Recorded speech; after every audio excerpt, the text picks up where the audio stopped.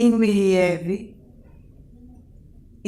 Το ατύχημα συνέβη όταν ήμουν 22 χρονών. Γινούσα από το πανεπιστήμιο και περνώντας το φανάρι στη διάβαση των περών, με χτύπησε ένα αυτοκίνητο. Ήμουν όμως πολύ τυχερή γιατί περνούσε το στολοφόρο. Οπότε με πήρε κατευθείαν. Έμεινα στο νοσοκομείο συνολικά 1 χρόνο. 3 μήνες ήμουνα σε κόμμα και μετά ξεκίνησε να ψιλοσυνέρχομαι και η αποκατάσταση. Η αποκατάσταση μου σωματική συνεχίζεται μέχρι και σήμερα. Ήμουν φοιτήτρια στο Πανεπιστήμιο Πειραιά, το οποίο και τελείωσα μετά από το ατύχημα. Δούλευα σε ένα μαγαζί και γενικότερα έβγαινα και περνούσα ωραία.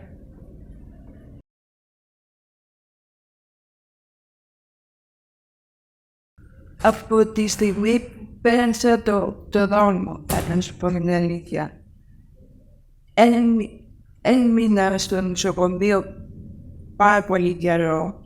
Σε κόμμα ήμουνα συνολικά 3 μήνες και μετά απλά ήμουνα στην παθολογία για να κάνω και την αρχική αποκατάσταση 1 χρόνο.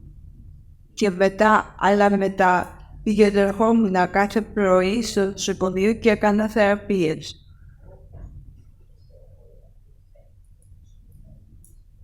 Νοητικά, ξεκίνησα να συνέρχομαι 2-3 χρόνια μετά.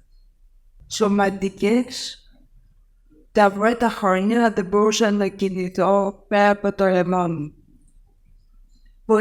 Πολλές φυσικοθεραπείες και πολλής πόνος, θα το φαντάζεστε. Νοητικά, επίσης μετά από 1 χρόνο παιδείο ξεκίνησα λίγο να είμαι σε πιο καλή κατάσταση.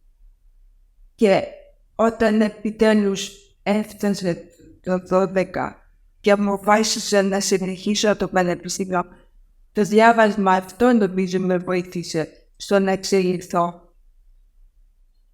Και εννοείται ότι είναι ένα συνεχής αγώνας.